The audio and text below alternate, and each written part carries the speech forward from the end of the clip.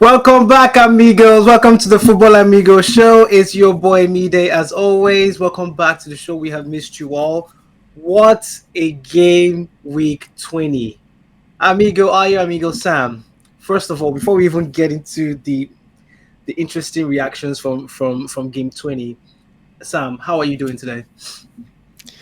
Happy New Year, everybody. Happy New Mhm. Year, amigos. Exciting time. I am happy. The Amigos family, we are happy right now, without giving too much information. We are in an exciting moment right now. So, personally, I am happy. Regardless of what Man United did at Anfield, I'm still happy. Yeah. That's awesome. No, we'll talk about that. Yes, amigos. Happy New Year. Happy 2025. We're excited to for you all to be here with us today as well. And this year as well. It's gonna be a packed and interesting one. Amigo Ayo, Happy New Year to you. How are you doing, sir? I'm Donning doing the great. Arsenal fleece. Represent. Just wanted to start this year being being a better supporter of Arsenal because if times are going to get hard, you might as well stay positive. Speaking about times getting hard, we will definitely dive into that. Amigos, of course, like, share, and subscribe. Let us know your thoughts and what you're looking forward to with the Amigos shows this year and all the shows that are coming to you. Of course, in terms of predictions and, of course, reactions and some fun one-off shows that will be exciting. And you hope you're entertained and you enjoy it. We'll jump into Game 20 reactions. Arsenal Brighton. Arsenal played away to Brighton. The game ended 1-1. Ethan Waneri scored. I was very impressed with how he played in that game. He looked like he's been playing there before.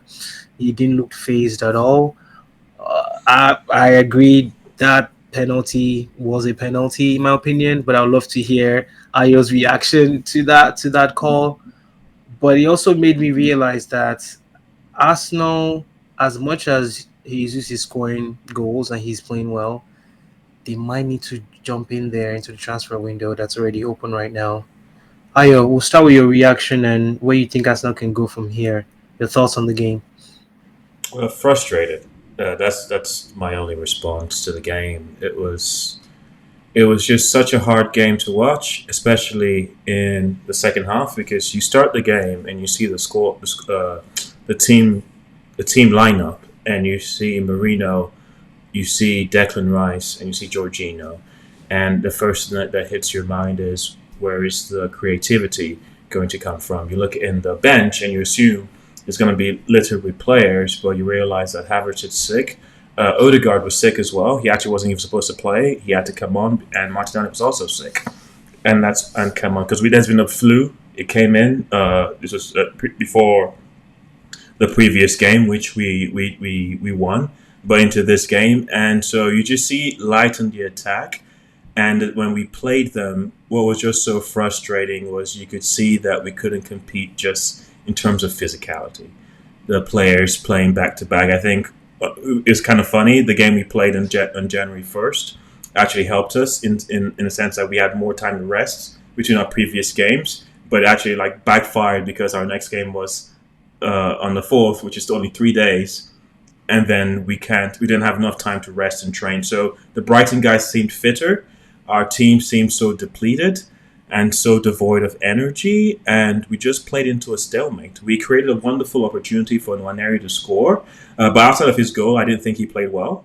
I think Estupian, the fullback for Brighton, kept him in his pocket. You could see that the physicality part of his game needs to improve.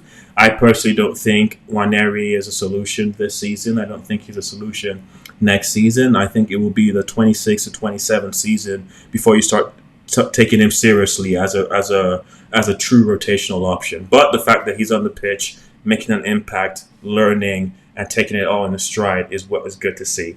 Unfortunately, he's also injured now, and the prognosis is it's going to be for a long time. So we're in a state where Havertz is sick, Odegaard was sick, the usual guys. Saka's recovering as well.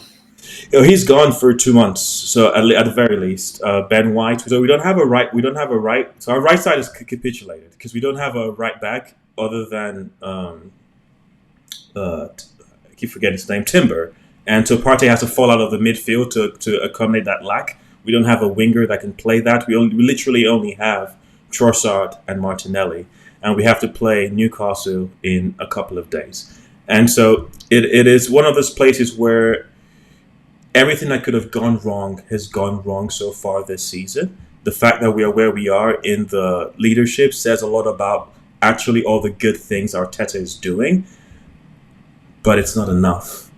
There are opportunities to gain back points. Liverpool have drawn almost three games, almost back to back, maybe recently, and there's an opportunity to close the gap by 6 points if it won the games that were on play for us, and we haven't been able to do that. And so you're reaching to a part where so many games have gone, and that distance is still 9 points, or 6 points right now, and 3 points in the hands. And so at this point, you almost have to let go of the Premier League and see what Arteta can do to salvage. In terms of reinforcement, we do. We need players. We need wingers. The difficulty is understanding that we need the right players. And if they're not available in January, then the best the most I would want is a loan option. Because players will come back, and I don't want business done right now that would take us off course of getting the players that we actually truly want in the summer, because I doubt we can get them in January. But overall, I'm more frustrated. You know, like I don't know if you guys saw the penalty. He made it was one of the first I'd never seen a call like that for headers going, and he actually got contact with the ball. And if Saliba got contact with the ball, like that's just a 50-50 in my opinion. Like I don't know when the last time someone has got like what's it called, a penalty for attempting to get a header. So this is one of those things where it's like if it could, like there's a lot of firsts that happened. Like I was watching the Liverpool and Man United game when someone cleared the ball and they didn't get, no one's given any yellow cards, and I could tell that they've had a conversation behind the scenes that it was too much and they had to dial it down, because I've seen other games where that's not being given. And was like, so like, why did they have to learn those lessons with Arsenal? which is that frustration you get. But however, you can't make excuses. If you can win, you should win. Our attack is low, and so we need to figure out how to manage the next coming games if we can't sign anybody. But it's starting to look dire. We're very light up front. Yes, and thinking about some of the schedule you have coming up, not only do you have a cup game against United this week, Amigos, by the way, there are no Premier League games for this week because it's a bye week where, of course, Premier League is going to take a quick 1 week break. But, of course, games will be back for game 21 next week, Tuesday. That being said, Ayo, the games are going to be coming quick and fast for Arsenal, not just from a FA Cup perspective, but from a League Cup perspective and Champions League. Do you think Arsenal has anyone in mind before we move to Liverpool? Do you think Arsenal has anyone in mind in terms of loans, at least 3 players on loan, or do you see Arsenal moving into the academy to pick players there? Because I looked at your bench against Brighton, and there were some academy players that were on there, at least 3 of them, that I thought was interesting. Yeah, it's really nobody there. Of the academy players, the only 2 players that were seen as progressed enough to get first team minutes were Miles Lewis Skelly and Waneri. Miles Lewis Skelly is a defensive player, either as a wing back or full back or as a central midfielder. He is not a forward player, and Waneri is injured. So we have reached a point that if Havertz cannot regain fitness for the cup game, I don't see what we're going to do. I feel like it's just going to be a struggle. So we're just going to have to suffer for the next couple of games. I've kind of put the Premier League to the side, but I think in terms of just even trying to get a cup, trying to go for the push for the Champions League, because there are no gimme games. And so you need the firepower to replace what has been lost, and we've lost a lot. Good points there. Good points. Brighton, I thought Brighton was very impressive again. They look like they know how to grind out games against the top teams. There was a chance, Ayo, that Brighton actually had that they were close to scoring, which I thought would be the winning goal. I think it was Martia. I I think that's his name. It was on the right side where he kind of cut in to the inside of the Minta, goal yeah. box, Yeah, and he just Minta, yeah, mental. and he played it just right out wide, and Mitoma couldn't get to the end of it. But I thought it was a good game. I thought it was a good game. I thought it was a back to back game, and you know, with Arsenal, they look like a team that will continue to learn from mistakes and will just continue to be better. That's just how I see them. Sam, from your perspective, any thoughts from an Arsenal perspective before we move on? Do you think they can sustain how they're going, or do you think the Premier League is gone for them? Oh, it's impossible. It's you can't say Premier League is gone right now. To be honest, there's still a lot of people contending for it. I saw a comparison of last season and this season. Man City was sitting on the fifth position last season, and they came back. They won it. This time on December, on Christmas Day, they were sitting on seven. As of today, they've moved up a little bit, right? Liverpool dropped points. You know, you can't rule those games out. I typically would say you can say, okay, these are the top two or top three by coming close to mid March. A lot of people say January determines a lot of things. Yes, it does. We can see it. The next two games are EFL, whatever. The only thing that I would think will make it almost impossible for Arsenal to rack up points now is the injuries that they have. They've not fully recovered, and like I mentioned, there's still a couple more stacking up to it. So if they're not willing to let go of some of this competition, if they really focus on, if they're not willing to let go of some of this competition, I think they're going to lose the Premier League. So you really have to pick and choose what your battle looks like. The other thing that I want to say from the Arsenal point of view, I think Waneri is not like Arsenal. Excuse me, Waneri is not like Saka. What am I saying? Waneri is not like Saka, but I think it's a good position to swap for now while Saka is recovering. It He's doesn't. injured. Yeah, I know he's injured, but I look at the highlights of the game. I mean, I saw him. Did some run. I think if he wasn't injured, I would be pleased with him playing that position. And of course, Jesus is reincarnating, so hopefully that gives Arsenal a bit boost. But I don't know where the goals are gonna come from right now. Despite Jesus being on point lately, I still think Harvard is more for me. Not an, from an this is from an non-Arsenal point of view. I think Harvard is still more sure for me, which I didn't like the guy before now. Uh, is more short for me than Jesus in terms of consistency. But I wish Arsenal all the best. Of course, I don't want them to win Premier League. I just want them to be runner up. So, but big shout out to Brighton though. I think they also had a good game. They came out, they stood their ground, and Ayo mentioned I saw in the highlights how Waneri was kind of pocketed, but he still had a little bit of run. Yeah, I think January is going to be interesting with a lot of clubs and some of the issues they're having, and it'll be interesting January 31st, amigos, to see what they do in terms of some of the issues they have. Because again, mind you, we need surgery. Arsenal definitely needed to, not because they're not good enough, because they just have yeah. injuries. Man City might be doing something as well. Liverpool might do one or two. We'll see. I'm hearing Chelsea wants to do more things, and I'm like, where are they getting this money from, right?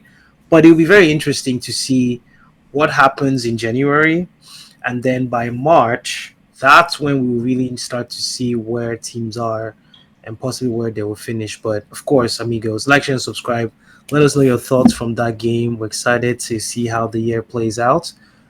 In terms of new year, new beginnings, United look like a new team. And I know Aya's going to laugh at me for saying that, but hey, I can only support them, no matter how bad they can be on the field and off of it too, apparently. But United drew to Liverpool 2-2. Of course, United played away at Anfield to Liverpool's home. And it was one of those games. And Sam, I know you were busy, couldn't catch the full game, but it's one of those games where it begs the question: if United have players that can step up to the plate, why aren't you doing that every game? They look like a completely different team. Now, that might be a combination of certain players not being played anymore. That might be the fact that they've had two full sessions this week because they've been out of the cup that they haven't played. Of course, with the Europa League being on break coming up soon, and of course being unfortunately kicked out of the uh, what do you call it? It's called the Carling Cup in the past, but it has a different name now. EFL Cup. EFL Cup. They've been kicked out of that from a Tottenham perspective, which again that was an interesting game as well. It seems to me that from that Liverpool game, they look like they are responding to the training. I still feel like there's a lot of things to improve. I feel like there's still quality, not just up front, but in the whole spine of the team. And I will include Onana into this. Ayo, Sam, I know we talked about this offline in terms of his performance, but we'll talk about it in detail. At a high level, I don't see it. I think short term, he's all we have. So be it. Long term, there's going to be a solution in that space. Good game all around. I thought United played well. In the first half, they were controlling the game and stopped Liverpool from doing anything. Of course, we always knew Liverpool second half, they will come all guns blazing. They will try everything they could. Great goal from Gakpo. We allowed him to score that goal personally. I think Delete had a good game, but he could have done better with the tackle. He should just have stayed on the ground and not slide the way he slid. And then, of course, the penalty happened, which was a penalty. I absolutely agree with Michael Oliver. It was a penalty. No matter how much, I might wear my red tinted glasses, you shouldn't be handing your hands up that high to stop a ball. I don't know what he was doing there, but again, players make mistakes. They learn from it. They move on. Very impressed with Ahmad. I think he is a joy. There's still some room for improvements as well. Glad Ganacho came back and actually played like a winger and actually focused on what he was told to do.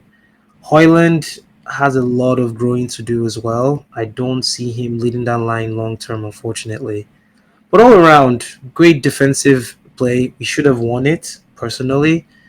Maguire is a defender. I won't blame him. He tried. He's just a defender. He doesn't know how to finish well. But I'd love to hear from you, Sam, first before we go to Ayo. Sam, from a Liverpool standpoint, is it one of those days where the pressure got to them, or did they find out that United changed the way they played and made it tougher for them, or do you have a different perspective? Now, it is a thing, man. You just raved about United. I think the I have to. When they do well, I yes, you have should. to. You should. I definitely want you to.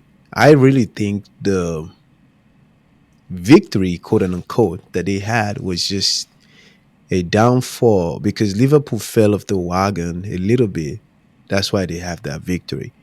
And in addition to that, yes, you're right. The same player, almost the same team in the last couple of games. Why is this different? It's because of the rivalry. Whenever I was, getting ready for church this morning, and I wanted to text you guys in the group, like, I have a bad feeling that United is probably going to get a point or beat Liverpool today, because for some reason, when it comes to Liverpool, United gets all these. Their head is correct on that day.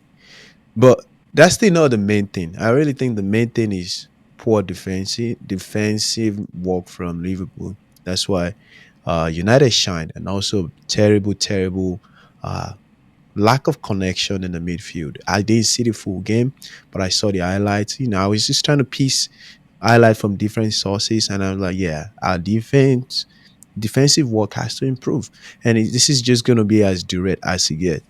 Our left and right back, they've been impressive for us over the years. It's time for that change to come true. Yes, Trent is fantastic. I think we need to start having a conversation about a possible. competition for him. Bradley is good. He's coming up. I'm impressed with him. But definitely on the left side, we need to do a lot of work. So the two goals, I think, in an ideal scenario where you defend the Konate too, he just came back from injury. It might just be a little bit uh, slow. Just I think it's just lack of poor defensive work that killed us, and that's what gave Man United the victory that they have. And to be honest, you went against Onana. I think Onana also had some compared to the Onana of last season. Compared to the Onana of last season or early this season, it did show up a little bit in that game. I have to say it did show up in my own opinion. But here's the one I want you to know as a United fan, and amigos, you might disagree with me. The success of a keeper also depends on the defenders. If the defenders are not close, they are blocking the keeper. I once tried to be a goalkeeper in one of my several career choices that I've made. If your defenders are not helping you, if they're not communicating, if they are blocking you, there's really limited work that you can do. Onana is not the goalkeeper that has a very good reflex, if I may. So you he has disadvantage at that point, and also with the defenders not having their best of the best game, you're not helping the goalkeeper out. Overall, I think I am personally disappointed in Liverpool's defense. Um, but I can't wait for us to get back on the track, on the wagon, I would say. Ayo, before I ask you your thoughts on that game, Sam, do you think two questions? One, do you think Trent do you think we should move Trent to the right-sided midfield as opposed to right back? And two, do you think his head is turned with this whole Real Madrid rumors from a transfer perspective? I don't think his head is turned anywhere. I think it's just one of those days that players have bad games. Um, for me, I don't see him playing. I want him to be in the midfield. I want him to do well, but he really has to do well tracking back, which he has done well in this season. I don't know what Annie Slot has told him. Just give him time to stay in that position. Let him master it and let him know that there's a competition. With those, what you will see is a trend that is defensively good. And whenever it comes in to the midfield, you as an opponent, you are in for trouble. Keep him the same way. I think he will be a utility player ultimately as he gets older. It will be a great right back, but put him in the midfield if he get a chance uh, to even float to the left. You can see him do some miracles over there. But no, don't put him solely in the midfield. I don't trust that he has mastered the act of tracking back so well. That's my thoughts. Yeah. Interesting. Yeah, I would be, and the reason why I would is because if he's more offensively impactful for Liverpool, I would find a way to move him to maybe the right-sided midfield of a 1-4-3-3 formation, and then have someone behind him that can cover that deficiency he has when he doesn't track back. Of course, still coach him to do that, right? Because he has responsibility. As much as he attacks, he has to defend as well. But it's going to be, if that decision is made, it's going to be a long term decision and a long term coaching that he's going to need if he wants to play that position. Because I feel like every time he plays right back, there's always a mistake and people are always on him. And it's very sad to see how good he is, but then defensively, he's having his shortcomings as well. Yeah. And speaking of Real Madrid, I think personally every club should let player go wherever they want to go, especially if the contract is out, regardless of how outstanding they are. And I really want fans to get this. In your regular jobs, if it's time for you to move on, you move on without no, sense of, oh, I own this organization, this. And it's just like a job for these players. So if the time has come to take a promotion somewhere else, hey, wish him well. That's the way I see it. But No, I agree. That's what Pep has done over the years. once it's time, or there's an issue that isn't going to be resolved, he lets them go. If a player wants to leave a club, if at that point it's very rare that they stay, because you don't want a player that doesn't want to be there for you to start playing them. They have to be there 100%. Or if they are truly worth it and they're displaying that on the field, yes, you want to reward them, but don't make a Marcus Rashford mistake of rewarding someone that had it for one season and can't do it again, and then you reward them. There has to be some type of consistency there before you reward them to that type of money. Speaking of reward, Ayo, from your perspective, do you feel like United's hard work is now showing, or do you think it's one of those games where they just rolled up their sleeves because it's Liverpool? So one thing that I think we've all been saying, and Ruben actually hinted at this in his interview, after post game interview, was Man United stepping up for the big games. And that sounds interesting. And then you keep thinking about this, and that's like, wait a minute. Doesn't make any sense. Arsenal doesn't step up for big game, they step up for every game. Liverpool doesn't step up for big games, they step up for every game. The idea that you play to your opponent, that doesn't strike me as a team that is confident and is willing to play on the front foot. And Ruben Amorim in his interview, when they tried to make it about tactics and training and things, he said no mentality. And he's mad that they got 2-2, and he said he wasn't going to tell the players that, but I mean it's on TV, so they're going to hear that. But they should be coming with commitment and belief. And today I saw a team, a Man United, that play with belief. They play with bravery. And more puzzling than anything, it was the players that have been getting the stick that actually showed up today. I personally was not impressed with Diallo outside of the goal. I thought he had a lot of chances. He came into a lot of open spaces, and his decision making and his execution was poor. They created a space. He had almost yards of space, and he just slipped, and the ball rolls out. Like, you've seen this kind of like execution that was, and to his credit, he kept running.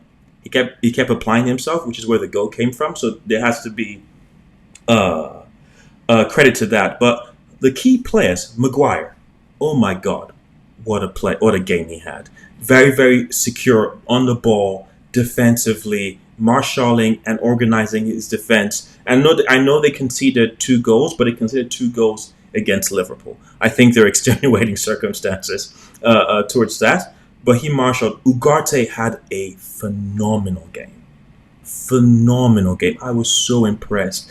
Dalot played out of his skin. Everybody keeps saying how bad he is, but I've just seen a great, versatile player that needs belief and love from his fans. And then the icing on the cake was Garnacho. That's when the game actually turned.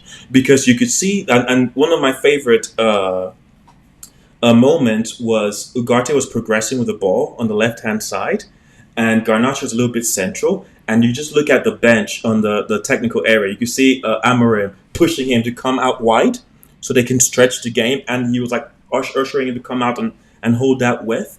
And he came and he made so many great runs and decisions and passing. And these are all these players where you're like, maybe there's no more space for them at Man United, yet they show you that they do have ability. I believe that if Dalot goes to Real Madrid, he will be a world-class player. I believe that, even Maguire, if he goes to a team that doesn't have to play on the front foot, because I still worry about his pace, and it took him a lot of time to track back, he's still a wonderful player. And so you see all this, and I'm sorry, Fernandes. Fernandes was amazing. He played well today. He showed he was a leader. Man of the match. There was a time, one of my favorite moments was he was surrounded by almost 5 Liverpool players. They were,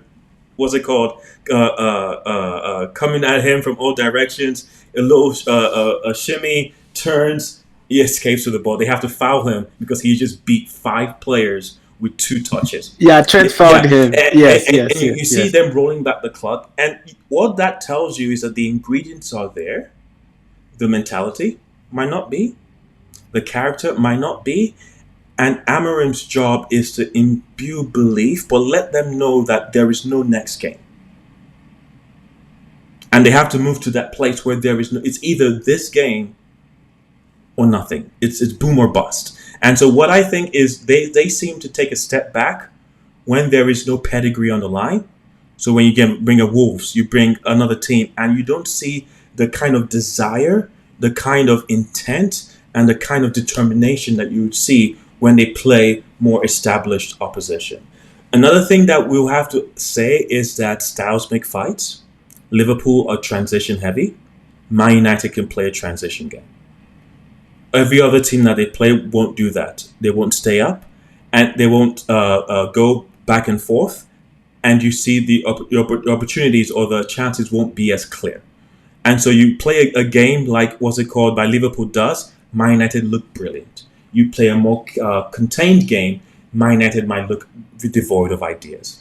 One thing on the Liverpool part I would say was they created enough chances to win the game. And in terms of defensive solidity, I actually think that Arne Slot with picking Konate to start was not a good choice. He was coming back from injury, and I don't think he was ready. Yeah, Really? I don't think he Really? was ready. I thought he played No, well. he was rushed. I thought he He was played clearing the well. ball. There were times where he'd get the ball, just pass it. There were lots of players, lots of options. He'd boot it. He brought a lot of anxiety to the defense with how erratic he was playing, where it was where calm was needed. And I think it was too soon to bring him in because if you look at Trent plays in a very exposed position. Salah is meant to be high, and so you're never going to get support for him because they want to go fast and direct. He has to go into the midfield, and what's it called? And Kanate has to manage that space. What's it called on that side? How they pivot, and so I can see the chances, no matter what, will always come from Trent Arnold's side because that's where they take the most risk with Salah and Trent. So it's not just Trent that they're taking a risk in that position, it's with Salah and Trent. And so that space will always be there. So I can't really blame him. I think Konate could have played better, right? And also they had chances. Like I think Van Dijk should have scored. I'm not exactly So sure how he managed not to score. So they had opportunities. So I see this game as okay, if this is a level with Man United, why can't they show this level of desire week in, week out? That's a question for Amorim to decide.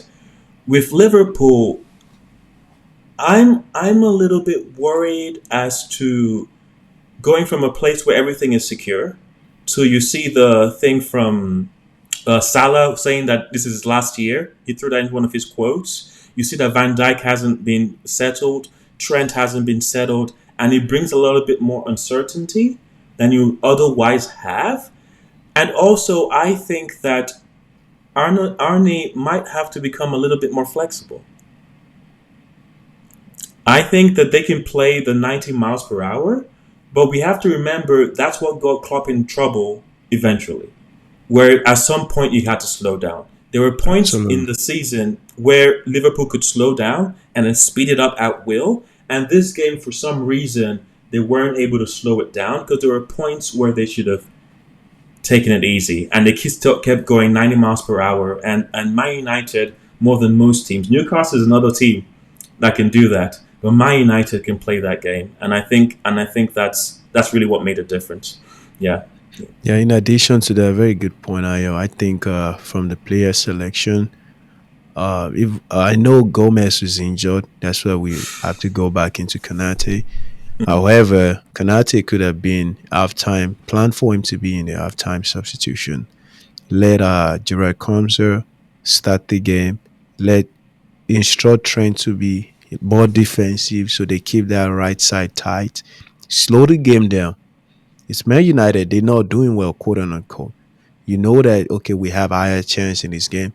Start the game pretty slow. Run the time down. When Kanate comes in, let Trent push out a little bit, and that's how you kill the game, in my own opinion. And again, like I said, the midfield too was a little sloppy. I think we need more of Sabuslight in today's game. That would have been a really, really a game changer for us. But overall, I'm glad it's a fair game. It's good to see Man United coming back in some way, some shape or fashion, and I hope he stays that way for the club.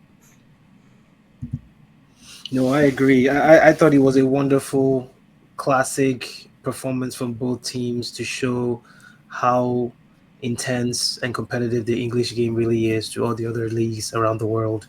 It was a good game. It was a game that had everything. It had everything.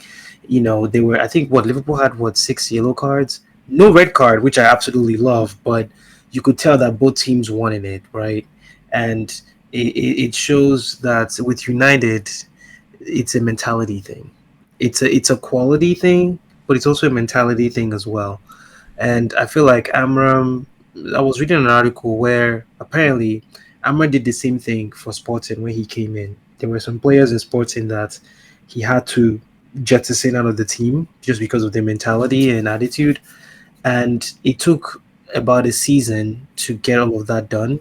And their second season, that was when they started to win the championship. So it was difficult. This is something that he has done before, and it's just a matter of time. I'm curious to see how January 31st plays out in terms of some of the rumors I'm hearing that United want to do up front and also possibly on the wing backs point of view.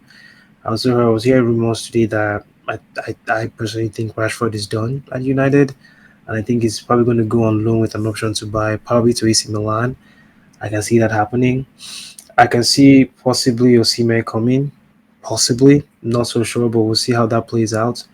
But at the end of the day, Amram is now picking the same players consistently. I think he has found some of the players that he can see that can improve and he can somewhat rely on. I think Martinez had a very good game today. I think there may have been some very tough conversations this week with him and Amarim for him to play the way he played today. And long may he continue. And I think that's not just with him, that's with a lot of players on that team as well.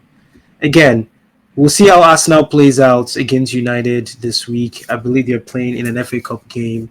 I believe it's on Wednesday, Ayo. It will be very interesting to see what type of United comes out of that game and how the mentality plays out against a national team that I think can win that game. But at the same time, they have their own struggles with injuries as well. So it's going to be a fun game for the neutrals, regardless. Ayo and Sam, your final thoughts as we wrap up today. We're very excited for the new year. We are very excited, and we have a special thing for our amigos today. Sam, what would that be? Yes, sir. Drum roll, please. Give me drum roll. All right. So, yes, we got introducing a little thing, a trivia. So, I will go ahead and give you guys the question. I'll give you the answer. Not the answer. I'll give you the options. So you would choose. And next section, one of you guys get to bring up the trivia, and I will be part of the is it, what do we call, participant? Participants. Yeah. So this one is really There you easy, go. really, really easy. Higher looks ready. Who scored the opening goal of this season? I don't even know what the first game was. You don't That's the first thing I thought about too. don't. Yeah, I can give you guys option. I won't tell you the game. I won't tell you the game. First game, first goal. Option Was it? option A, I have Emil Smith Rowe. Option B, I have Joshua Zuski. I have Calvin Bassi. And I have, you already know, Starboy, Bukayo Saka. I literally don't know the first game. Oh wow, I'm gonna go with Emil Smith Rowe. Mhm. Okay, okay. What you got, midday?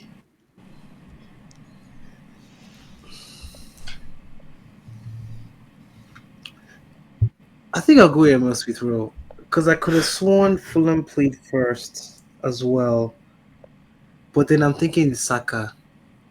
I'm trying to remember the first fixture of the season. Would it help if I tell you what the first feature was? Tell me the first I three mean, like games. even if it was the first fixture, I was like you kind of almost have to know the entirety. Yeah. Well, I'll tell you, it was a game between Man United and Fulham, and there was one goal scored in that game by a United player. And Oh, you okay. already Oh, I know you what you chose did, your man. answer, but who I do you know. think it was now? You already missed it, but My answer was definitely wrong, but it was there Xerxes. you go. Joshua Zoski. It was the cross. Yes, it was the cross from Gwen. I think it was Bruno, and then I think McTominay ran for it. Wow. He missed it. Sexy ran behind him and tapped it We in. still I remember had the goal. McTominay at the time. Ah, what a Yeah, we player. did. We did. We did. He's doing well in Italy now. But then again, I could see him do well in Italy. Italian league is somewhat of a slow pace, and even though as defensively strong the league is, McTominay is one of those players that uses a lot of his athleticism and reading of the game to make very good decisions. I don't know if he would have done something from a United standpoint, or maybe our fans were just not patient enough with him. But I'm glad he's doing Yeah. well. Glad he's doing Yeah. well. Well, on the other side, both of you didn't do well today with our very first trivia. Very first trivia. Speaking about Xerxes, though, Sam, speaking about Xerxes, I'm glad you brought that up. It's very interesting how Amram kind of handled that whole situation, right? My personal thoughts, he didn't play well and he was substituted. That's that's the level, that's the mentality. Now, how you handle that afterwards depends on you as a player. Yes, he walked off the field, but then he came back. That's a plus on his back. And then the fact that Amorim played him in the last 5 minutes and could have created a goal, and he saw he here's what I like that he did today. When he came in, I saw him running. This is the first time I saw Xerxes running. He was actually trying to be aggressive, which I think sometimes you need to create that environment to challenge these young players for them to start earning and showing the right player behavior and player actions for them to earn their spot on the team. And if Maguire had scored that goal, it may have been offside. I think it was offside. I think Zexi was offside before he passed in the ball. But if Maguire had scored that goal, it would have been a very interesting redemption for a player that everyone still has questions about, including myself. Now, if he changes his player behavior, we'll see. There's still room for improvement for him. But I liked how Amram handled the situation. It was tough. It was ruthless. I think he sent shockwaves to the players, but sometimes it's needed. You need to use one person to send a message and then create the next positive environment for that person to succeed. And I know he only played about what 7. I think he played 12 minutes today towards the end of the game, but it was an okay performance, and I'll leave it at that. Yeah. It's tough. Amigos, go ahead, Sam. Excuse me. It's tough playing for big teams like Arsenal, Man United, and Liverpool, and you're not doing well. There's always one newness. I'm saying from my side, Ayo, go ahead. Nunes, Ayo, I have a question for Sam. But Ayo, go ahead. You're gonna say And something. I was gonna wait for him to finish, but I was like, when you said big club Sam, that is Man United's problem. Mm. They're not a big club. In terms of No, no. achievement or in terms of In terms of on the currently, field, they're not. And On there's the a field, they're cognitive not. dissonance in what's going on around that club that is hard for the players to, because they're still the richest club in the Premier League, still earning. They still have the history. They still have the thing. But if you just cancel Augsburg, just go last 5 years or go last 6 years. So looking at your performance base, they are operating at mid-table level. and they need to I have agree. mid-table mentality in a sense. They don't just stroll in and everything happens. They don't just like do a little shimmy and players fall down. Like they don't have that respect, not from the opposition, where they can just like if Salah's on the ball versus Garnacho or Diallo, there's a feeling and there's a magic and there's electricity and that's happening because of the status of what Salah is and the status of what Liverpool is. And Man United is not that. And I think the players and the fans still hold on to that. And it hurts them when you take their overall performance. Because they can't have that. Because you have to almost be dogged. They have to play like they have to earn, like they haven't arrived. You're not world class. You're not world beater. Even though they're in a world class or a very prestigious team, they're not prestigious players. They're not like there's nothing prestigious about the team right now. And I think the players still have that mentality that they're prestigious.